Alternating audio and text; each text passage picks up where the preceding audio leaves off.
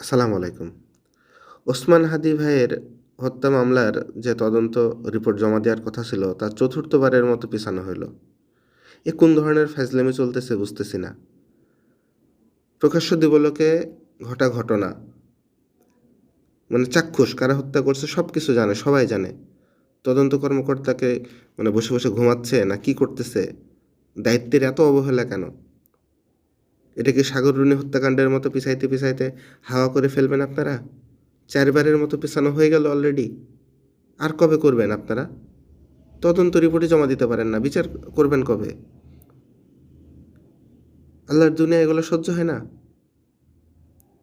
যাই হোক, আপনারা এই ভিডিওটা বেশি বেশি শেয়ার করেন, মানুষের কাছে পৌঁছান। আপনারা নিজেরা আপনাদের নিজেদের পোস্ট করেন, ভয়েস দেন, এটা ছড়াই দেন, যেন ওসমান হাদির বিচারটা খুব ত্বরান্বিত হয়। এত অবিচার আর সহ্য হচ্ছে না। সবাই ভালো থাকবেন, পরে আবার কথা হবে। ঠিক আছে? আর আপনারা বেশি বেশি করে ভিডিওটা শেয়ার করে ছড়াই দেন সবার মাঝে। ধন্যবাদ।